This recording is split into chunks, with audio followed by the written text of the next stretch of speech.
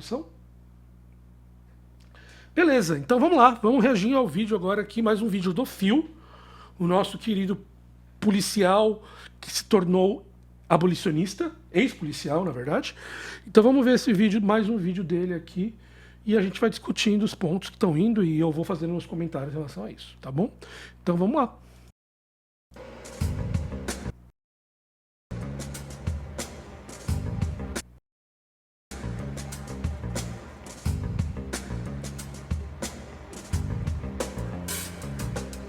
Hey there, welcome to That Dang Dad. My name is Phil, and tonight, as promised, I want to talk about police and prison abolition from the perspective of a former police officer. Spoiler alert, I think abolition is a pretty important project that we should be working on. Let me tell you why. I want to start with a couple caveats. First and foremost, I'm not an expert in abolition. I'm a student, and I'm coming to you tonight as a student to kind of share what I've been learning. Secondly, I'm an extremely privileged white guy, and I've done lots of arresting, and I've never been arrested, even when I probably should have been. My perspective on this is extremely limited, and you should be listening to other perspectives much more diverse than mine. Third, I'm going to use police and prison abolition pretty interchangeably, except for specific examples. I do believe that the way we do law enforcement is inextricably tied to the way that we do the prison system and the judicial system. Então isso é interessante a gente discutir aqui, que na literatura existem a ideia de abolicionismo prisional, que é basicamente, ou penal, né, que você seria abolir métodos de prisão, o conceito de prisão, o mesmo conceito de punição judicial. E existe o conceito de abolicionismo policial, que é o conceito de abolir a ideia de polícia.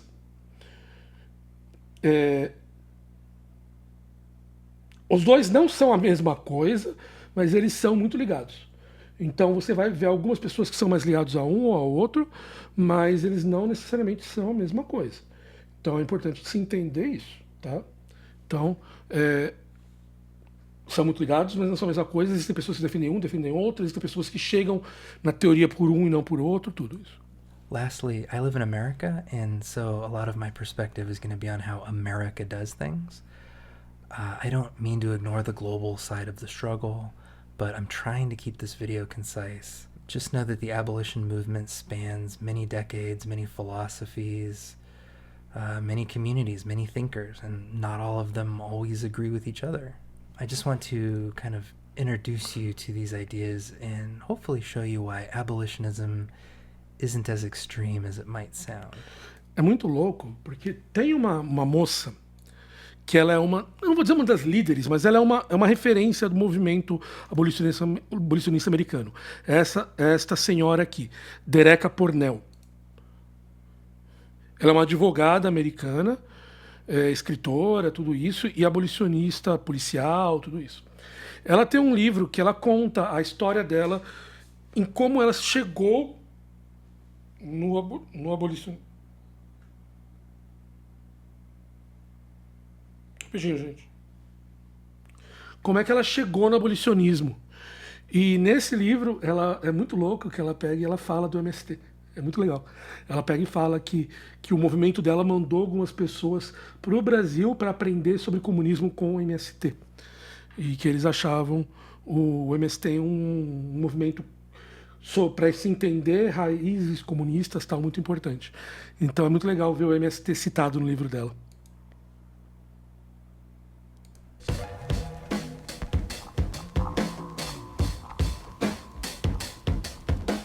Alright, so let's get into it.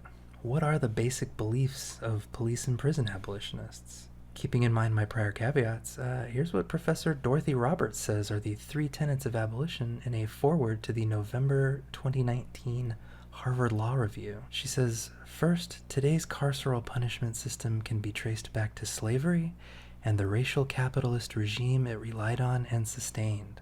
Second, the expanding criminal punishment system functions to oppress black people and other politically marginalized groups in order to maintain a racial capitalist regime. Third, We can imagine and build a more humane and democratic society that no longer relies on caging people to meet human needs and solve social problems. For me, that third point is like the heart of this whole thing, and if you remember nothing else from this video, I want you to remember that one. In fact, go ahead and write it down. You and I can imagine a better world where people in crisis aren't locked in a dark hole and denied dignity. Então, daí vem a questão que pega. Porque na nossa cabeça que a gente muitas vezes não consegue pensar sobre isso. Por que prisão seria a solução do crime?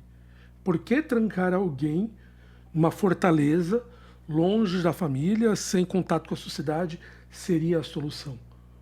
Por que seria isso? O que isso vai ajudar a situação a melhorar? A gente quer punir a pessoa ou a gente quer melhorar a sociedade? O que a gente quer fazer? A gente quer impedir que os outros façam? Qual que é a necessidade da prisão? Isso é uma coisa que a gente não pensa. É tão natural, porque a gente vive nesse mundo, que a gente não pensa. Qual que é a necessidade? É punir a pessoa? Então, a ideia da justiça é punitiva? É uma vingança da sociedade contra a pessoa ter feito um deslize? Ou não? Treatment and human compassion. For another angle, here's Angela Y. Davis in her book, Are Prisons Obsolete? Esse livro é bom pra caçamba. The prison functions ideologically as an abstract site into which undesirables are deposited, relieving us of the responsibility of thinking about the real issues afflicting those communities from which prisoners are drawn in such disproportionate numbers. An attempt to create a new conceptual terrain for imagining alternatives to imprisonment involves the ideological work of questioning why criminals have been constituted as a class, and indeed, a class of human beings undeserving of the civil and human rights accorded to others. And lest you think that abolitionists believe...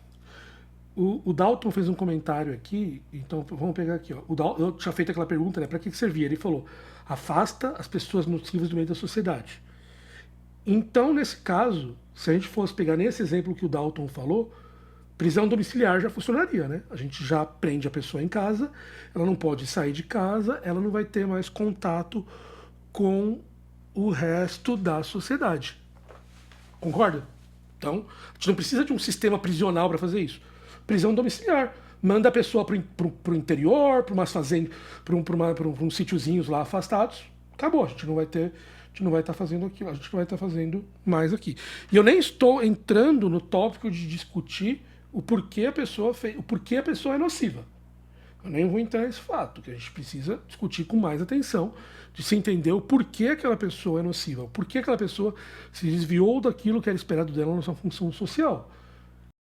Só quer afastar as pessoas nocivas, prisão domiciliar é perfeitamente funcional, sem trancar a pessoa numa fortaleza para fazer ela sofrer. Concorda?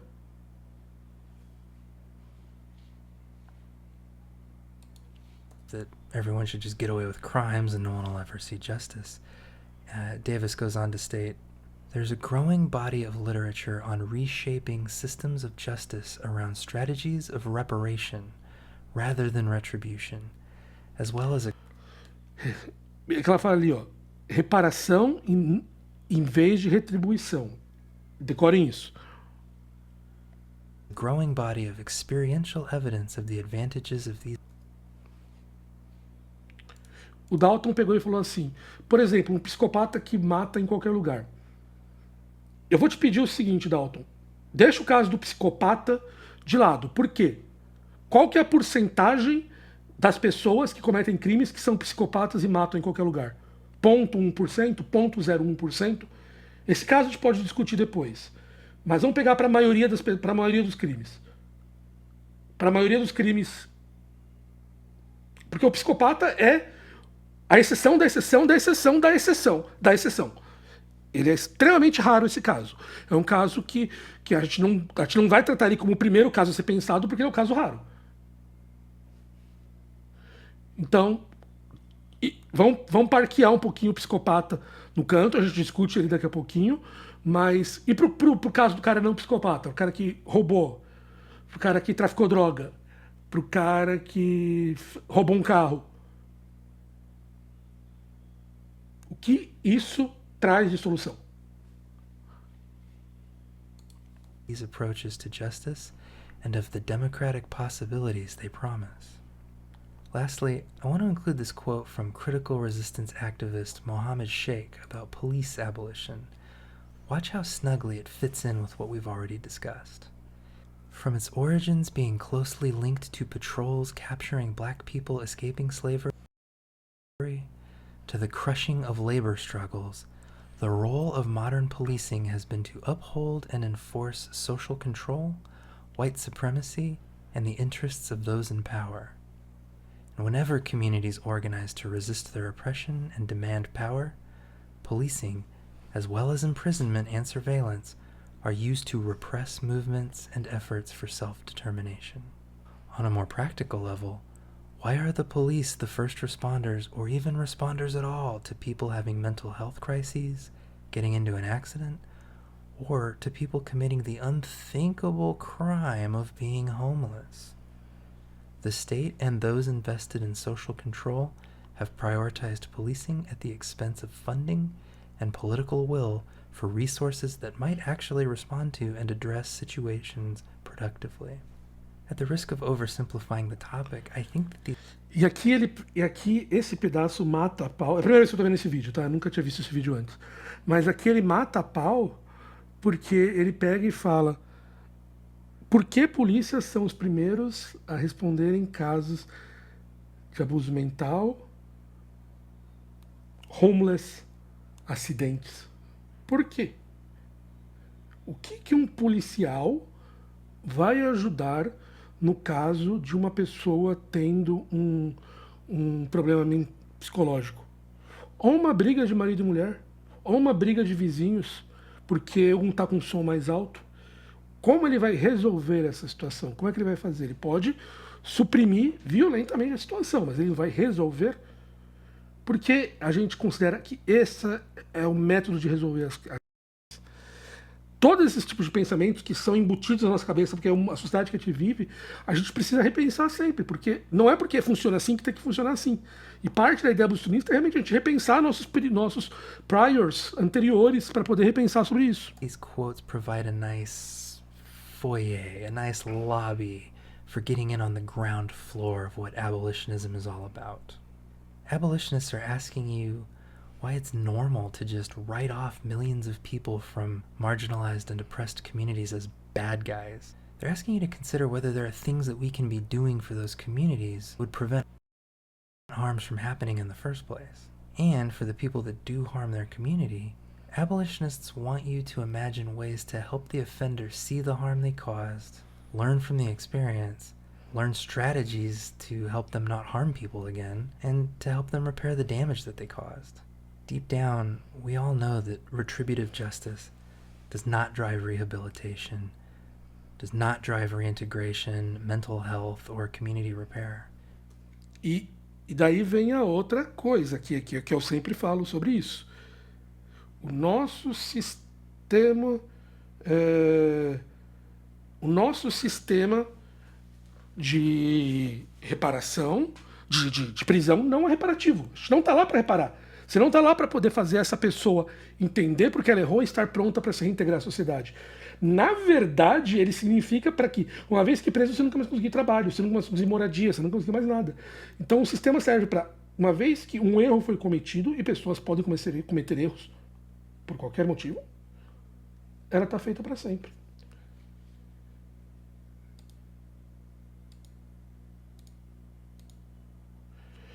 O Frederico falou uma coisa aqui: se a pessoa ficasse limitada a uma região, tipo aquelas bolas de prisioneiros de desenho, seria escroto de usar? Nunca pensei dessa forma de limitar a pessoa na sua própria região. Interessante.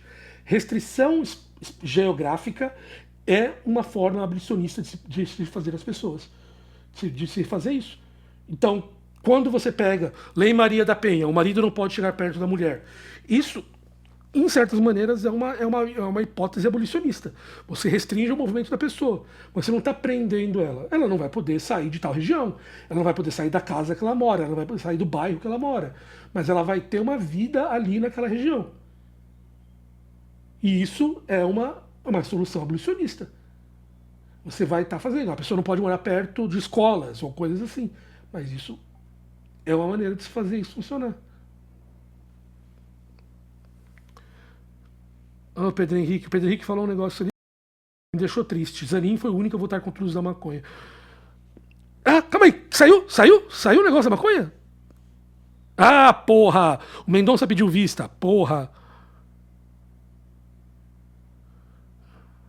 Então não é hoje que sai. Cacete. Mendonça pediu vista. Mais 3 semanas. Ah, inferno. E qual que foi o voto da Rosa Weber? Peraí.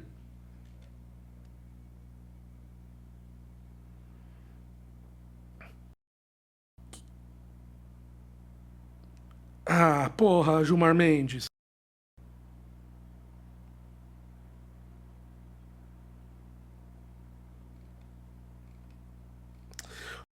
É... Que vergonha. Que vergonha.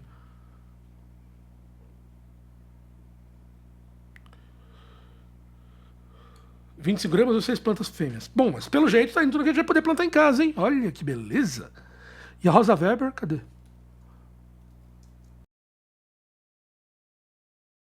A ministra Rosa Weber, que está sendo lido nesse momento. Tá bom, então quando ela terminar de ler, vocês me falam aí o que deu o voto da Rosa Weber. Então vamos continuar aqui. It's a hole that we shove people in.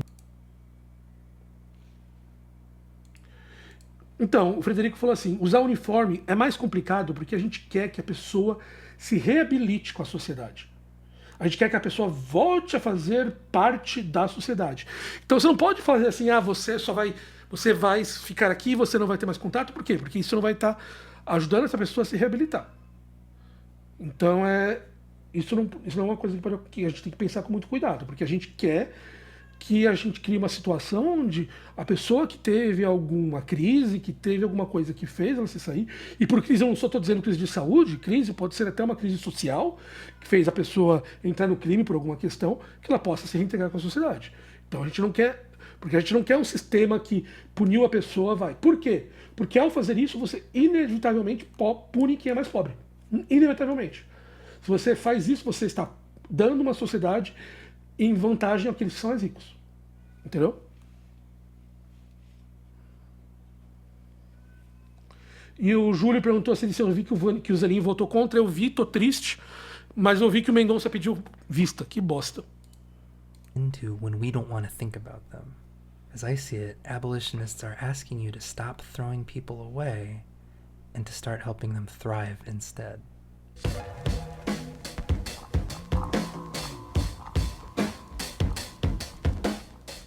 Anytime abolitionists... Agora é o tópico mais importante, porque sempre que a gente fala, e os assassinos e tal, sempre essa questão. E aqui o Phil vai falar desse tópico, eu nem sabia que ele ia falar disso, mas muito bom, porque sempre aparece. Discussed, a very intelligent, very handsome man named Sir Chadwin Lebrain will enter into the room, they'll lower their sunglasses and they'll say... But what about the murderers? Unfortunately, since 1974, no abolitionist scholars or activists have ever thought of this. This man has been a thorn in our side for decades, and until he stopped, I'm afraid this movement is dead in its tracks. They ask you how you are, you just have to say that you're fine. It's really not really fine, but you just can't get into it because they would never understand. In all seriousness, it's not a stupid question. Let's hear from Angela Davis again. She says, the first step would be to let go of the desire to discover one single alternative system of punishment that would occupy the same footprint as the prison system. Em primeiro lugar, Angela Davis, me nota, se você vier para o Brasil, call me, te levo para jantar. Segundo lugar, é isso que eu sempre falo, gente. A gente tem essa mania de achar que exista um sistema, um modelo que funciona para todo mundo. Isso não é material. Porque o que fez a pessoa 1 entrar no crime é diferente da pessoa 2 entrar no crime, que é diferente da pessoa 3. Cada um deles são situações diferentes. Então, por que a solução para cada um deles tem que ser a mesma? Isso não é material, isso é contra até, se você for pensar, o materialismo dialético. Entendeu? Como é que eu posso dizer que a pessoa X vai fazer isso se ela é completamente diferente da pessoa Y? Então, a primeira coisa que se aprende quando você começa a estudar abolicionismo é aprender a deixar a ideia de que existe uma solução universal para todos os crimes. Porque é isso que a gente faz hoje em dia. A gente é idealista ao acreditar que existe uma solução única para todos os crimes. Quando não existe. O cara que é o psicopata, que o rapaz, que eu já esqueci o nome dele, Dalton falou mais cedo, é diferente. Com fome, é diferente do cara que começou a traficar droga, é diferente do cara que roubou o carro, é diferente do filho do empresário que saiu pra zoar e matou uma pessoa. São todos casos diferentes, são todas situações diferentes. Entendeu? São todas situações diferentes. Então, a primeira ideia que tem que surgir na cabeça é o mesmo caso, porque não é, cada caso é diferente, cada situação é diferente. Então a gente tem que ser materialista e começar a olhar isso, a entender que as soluções vão ter que ser especificadas para cada caso. An abolitionist approach that seeks to answer questions such as these would require us to imagine a constellation of alternative strategies and institutions, with the ultimate aim of removing the prison from the social and ideological landscapes of our society. Então aí, ó, tá falando o que a Ângela, de novo, a Ângela me liga, o que a Ângela está dizendo é que qualquer approach abolicionista vai ter que ter uma constelação e estratégias alternativas para poder fazer isso. Por quê? Porque as soluções são alternativas, os casos são alternativos, não são iguais. Então não adianta a gente pensar que uma solução vai funcionar para todo mundo. Não adianta, não vai funcionar. In other words, we would not be looking for prison-like substitutes for the prison, such as house arrest safeguarded by electronic surveillance. Frederico, eu sabia que eu conheço essa citação da Ângela, então eu não respondi o que você falou porque ela ia falar exatamente aqui. Então aqui, ó. Rather, positing decarceration as our overarching strategy, we would try to envision a continuum of alternatives to imprisonment. The demilitarization of schools, revitalization of education at all levels, a health system that provides free physical and mental care to all, and a justice system based on reparation and reconciliation rather than retribution and vengeance. E eu acho que é importante a gente citar aqui muito, muito, muito fortemente isso, o que a Ângela fala aqui. Reparação e reconciliação ao invés de retribuição e vingança. Reparação e reconciliação em vez de retribuição e vingança. Nosso sistema atualmente é retributivo e vingativo, ele não é reparativo e reconciliativo.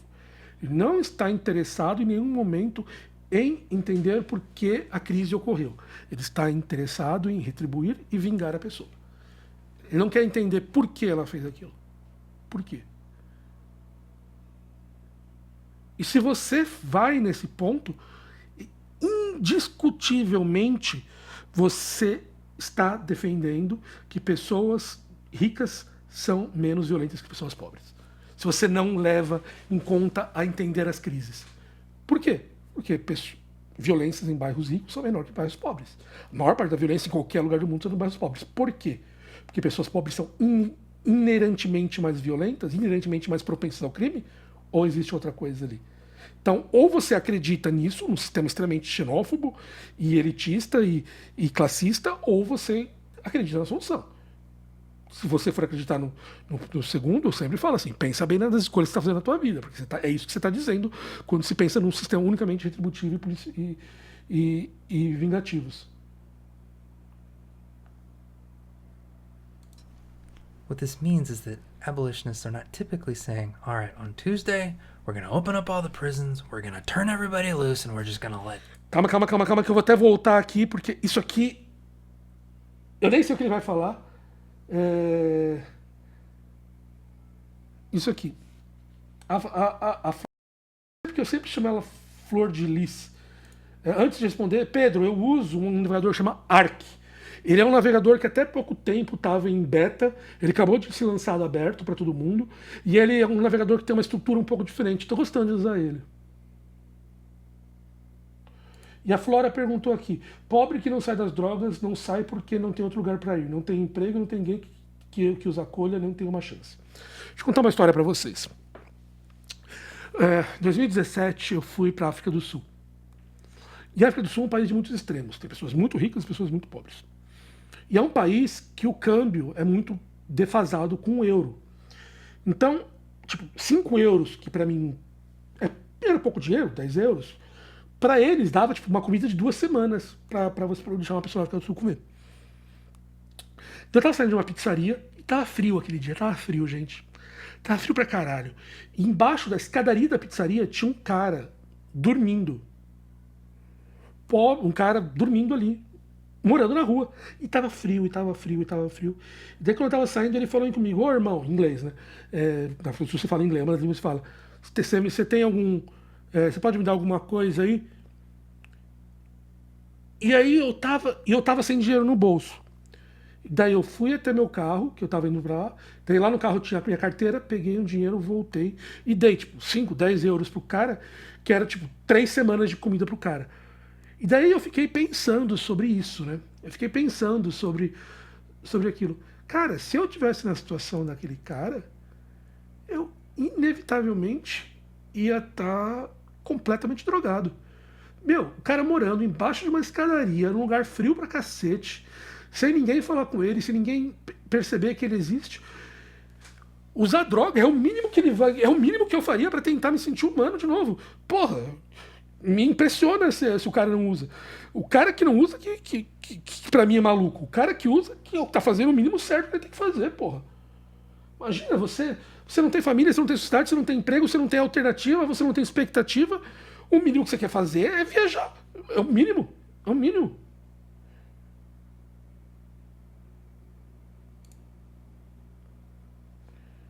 Então, assim, porra. Daí volta ao que a gente estava falando ali da votação do STF. Quando você pune pessoas por usarem, por drogas e tudo isso, está punindo, na verdade, quem? O pobre. O pobre por causa disso. Então. Bom, vamos lá. Retribution and vengeance. Oi, caramba. Calma aí. E? What this means is that abolitionists are not typically saying, all right, on Tuesday, we're going to open up all the prisons, we're going to turn everybody loose, and we're just going to let nature take its course. E isso é muito importante. Sempre que eu discuto sobre abolicionismo, as pessoas pegam e falam, então você quer dizer que amanhã vamos cortar todas as polícias, e isso vai ser isso e aquilo. O que é um puta de um espantalho, porque nunca falou isso em toda a história. Mas o gênio do senhor liberal, que leu 4 livros do Mises, vem com esse espantalho Olavo de Carvalho. De passagem, você tem ouvido falar do Olavo? Faz tempo que eu não ouço ele, eu ouvi dizer que ele parou de fumar. E eles vêm com esses espantalhos Olavo de Carvalho, e que, de novo, parabéns aí no seu esforço antitabagista. E que é completamente que nenhum abolicionista jamais disse na história.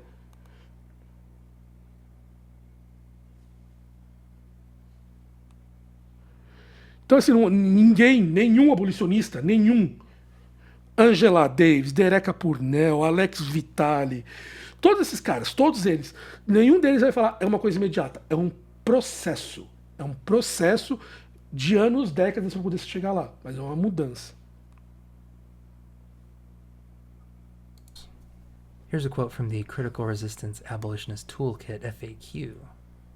As a set of political beliefs, prison industrial complex abolition is based in a feeling of what is possible.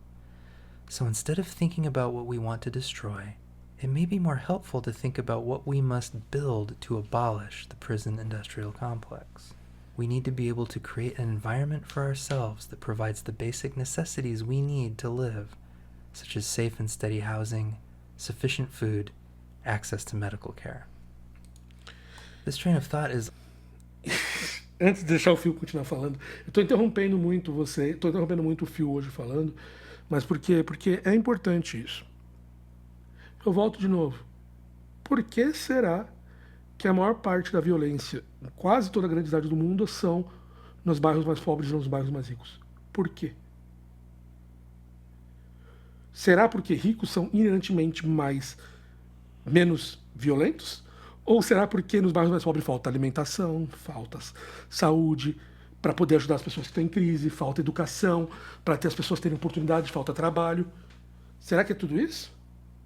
Então, assim, quando a gente ataca falando, eu vou vou botar a polícia para segurar a violência, você não está resolvendo o problema, você está colocando um band-aid, você está fazendo uma coisa que está lá para poder tentar segurar a situação, você não está atacando o problema. E, de novo, eu, como comunista radical, quero atacar as raízes do problema, não quero atacar o band-aid do problema, senão seria um comunista band-aidal, não radical. Então, eu quero atacar as raízes, não as soluções externas, entendeu? Não os band-aids. It's also part of police abolition specifically. When we talk about defunding the police, we're not saying to take that budget money away and just blow it on a new stadium. We're saying to take that money and more money and reinvest it in the community in ways that address the root of crime. I don't think it's controversial to say that people who have all their needs met are much less likely to kill, to steal, and to harm their community.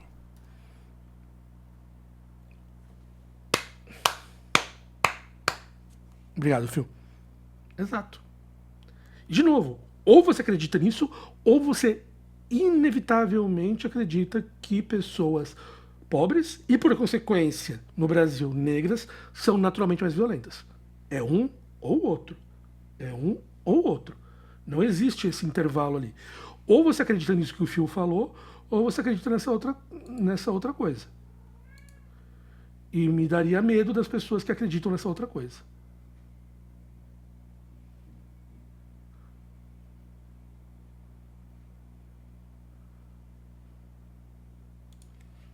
Look, I was a cop for 8 years. In that time, yeah, I arrested murderers, I arrested rapists, child molesters, drug dealers. Those cases made up like 5% of my career. The rest of it was spent on traffic accidents and family arguments and loud parties and medical and mental health crises, property damage reports, drunk people being annoying, just generally patrolling around and getting in people's business. My community was not made safer, and you were not made safer, because me and my gun showed up to insert ourselves into a domestic argument or to deal with someone who's off their meds. Did you know that half of all people killed by police have a disability? Então, metade das pessoas que foram mortas pela polícia nos Estados Unidos, obviamente a gente está falando dos Estados Unidos, foram mortas que tinham algum tipo de deficiência.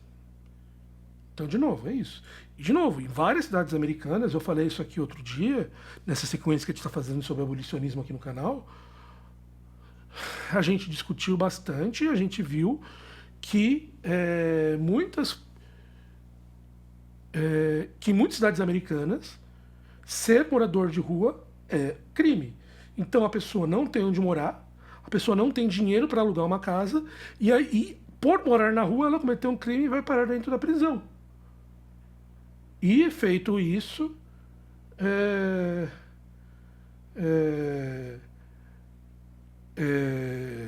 e ao fazer isso, você piora a situação, porque você fez essa pessoa entrar no crime.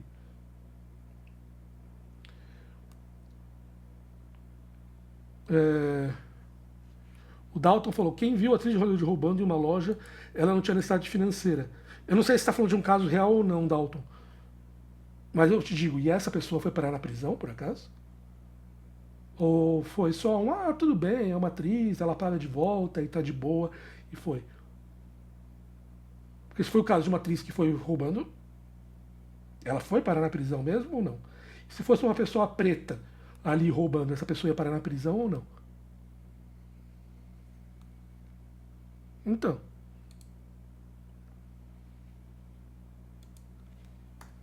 Does that make you feel good about the system?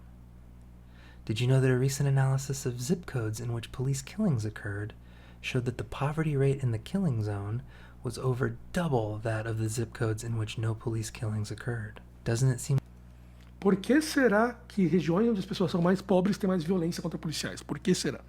like poverty is strongly correlated to your likelihood of being killed by a cop?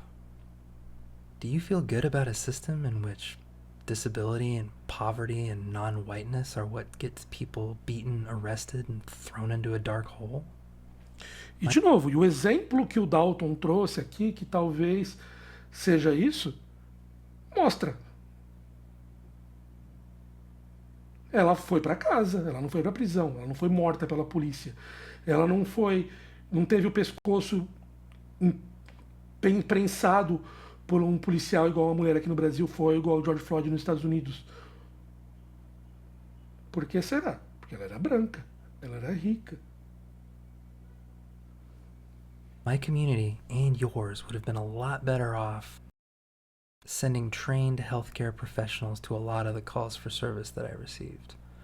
Or maybe like trained conflict resolution counselors or social workers who had the resources to unite people with financial aid. Or hell, just someone showing up with a couple of bags of groceries to take the pressure off. Now, might there need to be some kind of critical response team for rare incidents where the only solution is some kind of use of force? Maybe. But the point is that today, police are hammers. Everything on duty looks like nails. That leads to a lot of people getting screwed. E aí que pega, a gente resolve.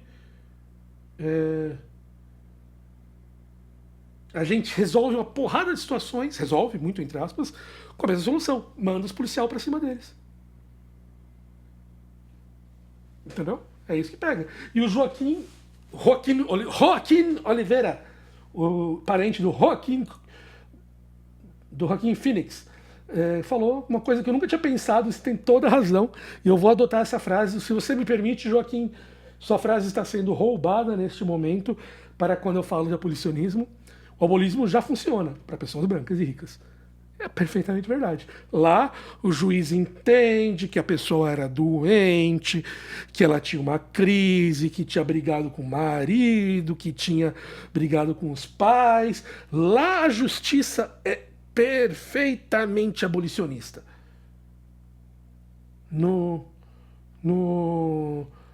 Pro preto pobre, ladrão. Fez porque é ruim. Coisa ruim. Se fosse bom, era branco, não era preto. So, maybe an answer to Sir Chadwick's question goes something like this.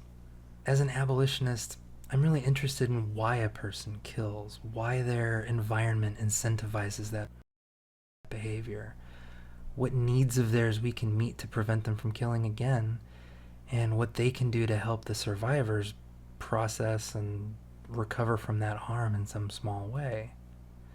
Being forgotten in a hellhole doesn't help this person address their impulses, nor does it provide meaningful reparations for the victims, nor does it address the systemic and environmental factors that will lead to other people killing.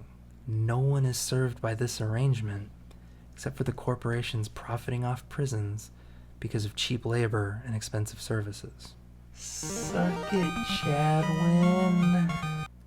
E ainda tem o fato que nos Estados Unidos as prisões são pagas, tem trabalho, tudo isso. Então tudo isso acontece para piorar lá ainda, né? Então a situação é muito pior do que aqui.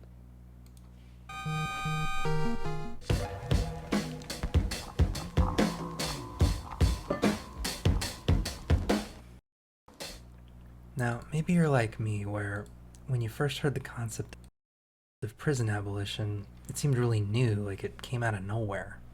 Angela Davis traces the roots of the modern movement back to at least 1974 in a book by Thomas Matheson called The Politics of Abolition. It was written in the wake of several prison uprisings at the time. If 1974 still sounds recent, I think it's important to remember that our modern concept of a criminal justice system is itself a fairly recent invention. In his book Discipline and Punish, Michel Foucault,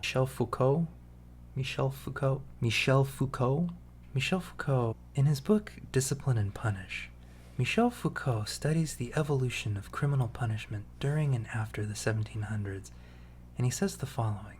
In France, a tighter, more meticulous... I'm just kidding. In France, a tighter, more meticulous implementation of the law tended to take account of a mass of minor offenses that it once allowed to escape more easily. In the 18th century, the law became slower, heavier, and harder on theft, whose relative frequency had increased, and towards which it now assumed the bourgeois appearances of a class justice. The growth in France above all, and especially in Paris, of a police apparatus that prevented the development of organized, open criminality, shifted it towards more discrete forms. A Flora falou, não tem emojis especiais para quem compra o membership do seu canal. Eu nem sei fazer isso, Flora. Eu nem sei como fazer. Se alguém quiser me ajudar aí, eu aceito. To this set of precautions, one should add the very widespread belief in a constant and dangerous rise in crime. In fact, the shift from a criminality of blood to a criminality of fraud forms part of a whole complex mechanism, embracing the development of production, the increase of wealth, a higher value placed on property relations, stricter methods of surveillance, a tighter partitioning of the population, and more efficient techniques of locating and obtaining information. It's also important to acknowledge that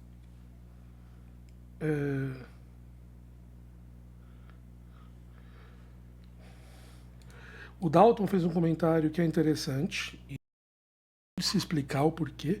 O negro, quando atinge um status na sociedade como jogador de futebol muito rico, por exemplo, ele vai lá e casa com uma branca.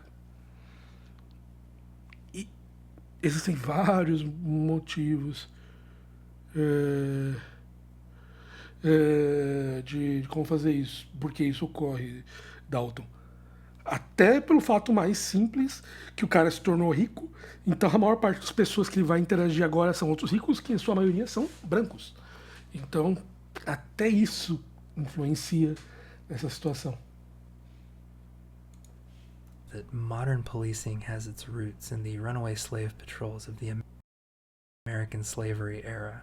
You know, groups of rowdy white boys who hunted escaped slaves and weren't known for their accuracy. For example, Jonathan Daniel Wells writes about Captain Isaiah Rinders, who was part of an early version of the NYPD. Rinders and his cronies made a fortune kidnapping runaway slaves, as well as any random black person that could be plausibly sold back to a plantation, regardless of whether they were actually a runaway slave or not. Though the Civil War caused runaway slave patrols to wane briefly, they came roaring back in the Reconstruction era, and they were often affiliated with local law enforcement, like our friend Rinders and the nascent NYPD. Thus, the modern police and prison abolition movement has deep roots in the slavery abolition movement.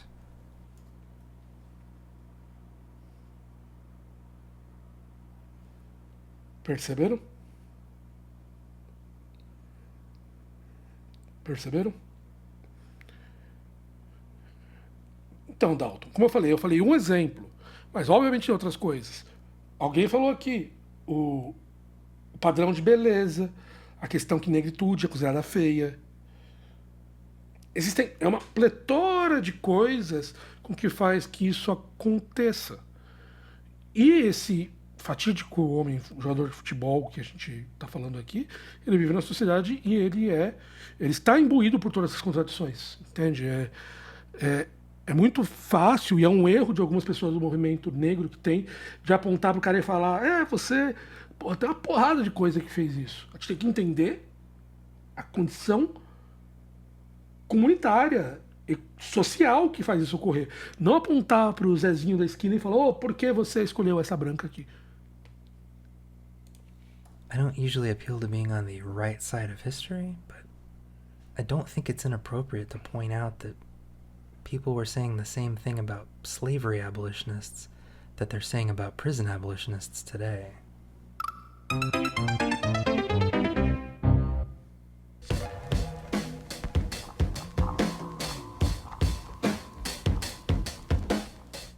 Okay, so maybe the concept of police and prison abolition still sounds a little too extreme to you. I totally get it. It's a spice of meatball when you first encounter it. So, may I interest you in a couple appetizers instead? Here's a good one. Cash bail. It sucks. Isso. Fiança é basicamente uma maneira de livrar rico da cadeia. Basicamente. E prender pobre. Para isso que fiança serve. Did you know that over 500,000 people are sitting in jail right now, despite not being convicted of a crime? Legally, they're innocent until proven guilty, and yet we have them rotting away in that dang hole again. This is because for many jurisdictions, you have to pay a certain amount of money to get out of jail as collateral to ensure that you show up for your court dates.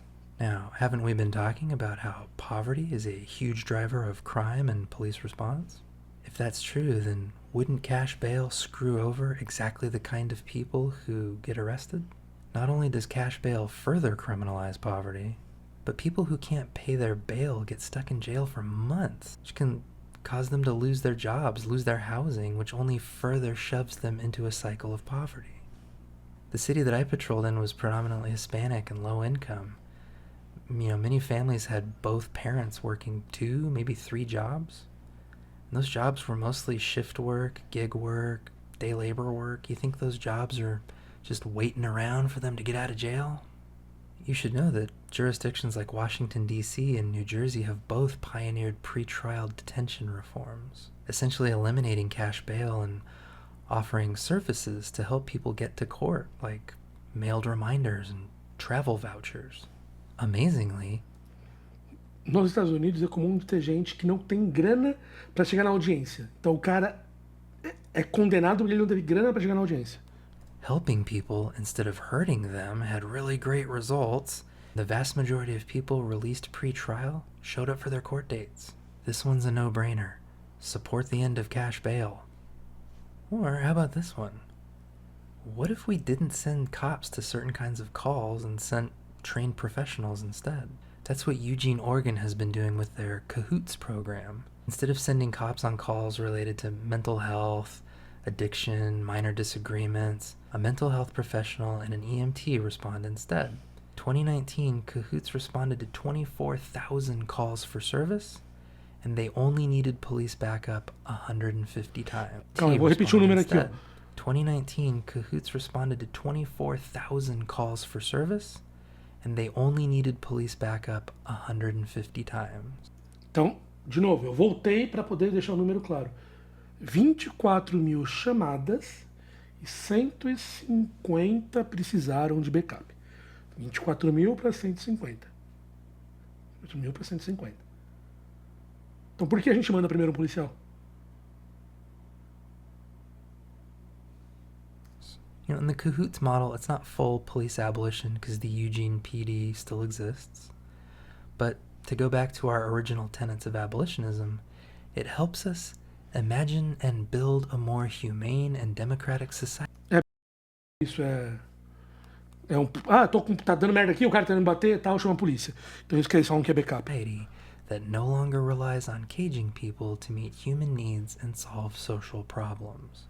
What services could we offer our communities if we reduced bloated police budgets, redirected those funds towards meeting basic needs and making people feel like they belong in their community? Vocês. Se eu não me engano, o orçamento da polícia do estado de São Paulo ano passado foi 30 bilhões de reais. Como vocês acham que reduziria mais a violência?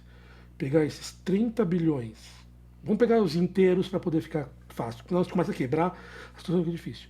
E gastar isso em moradia, saúde e educação para pessoas do estado de São Paulo, nesse estado de necessidade, alimentação, moradia, alimentação e tal, ou se a gente gastasse esses 30 bilhões onde estão agora, qual que vocês acham que teria mais resultado?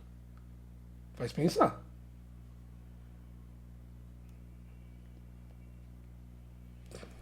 Here's another good one. How about automatically expunging criminal records after an appropriate amount of time, like they're doing in Michigan right now? Maybe even taking it further. If poverty is a huge predictor of crime, why not make it easier for people released from prison to find gainful employment? If you truly wanted less crime, keeping people paid and working within their community is a great way to reduce the chances of recidivism. Hey, why aren't released felons allowed to vote?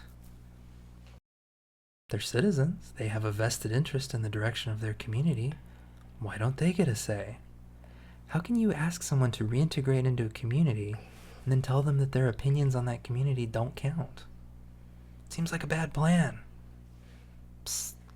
E de novo, nosso objetivo é punir ou reintegrar? Punir ou reintegrar. Se for punir, a pessoa não deve ter direito a mais nada. Se for reintegrar, você tem que pensar direito. Why aren't incarcerated people allowed to vote? They live here too. Are they a part of this country or aren't they? How can you ask them to play by society's rules and then deny them a voice?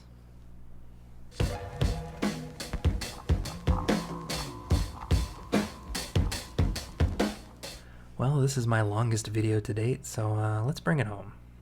You watching this right now, do you want to sleep soundly in your bed at night, confident that no one will break in or steal your car? Do you want to walk through a parking lot at night and not worry that some scoundrel is going to attack you in the shadow of some huge SUV?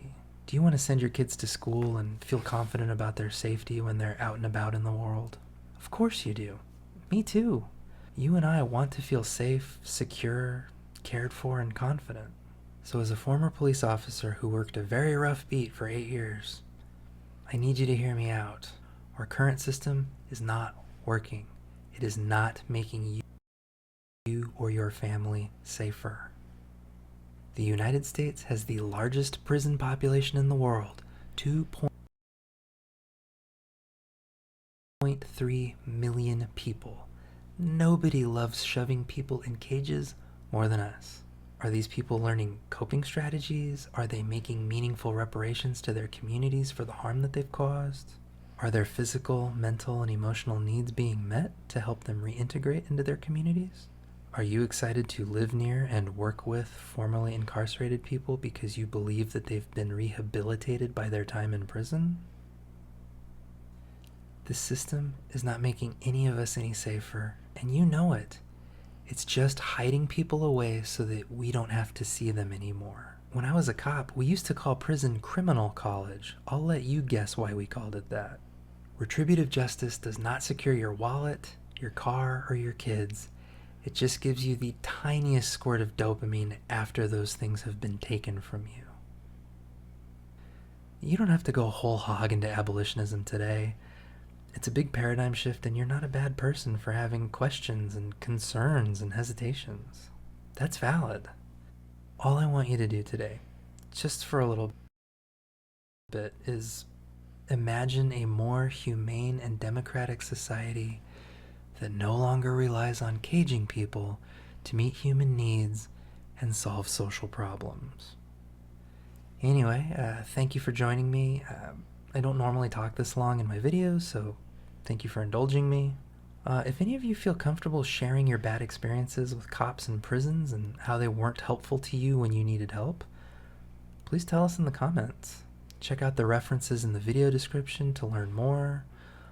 Please like and subscribe, and definitely share this video with people that you think would find it interesting. Your support for these last few weeks has been amazing. I'm blown away. I really appreciate you. And I hope to catch you next time. Good night.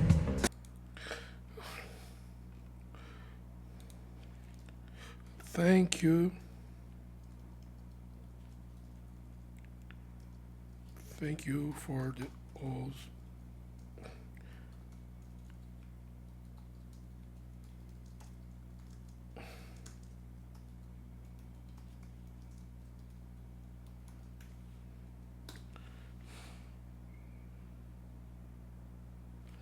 Então aqui, ó, D-A... Camarada. Já tinha até dado like no meio do vídeo. Legal.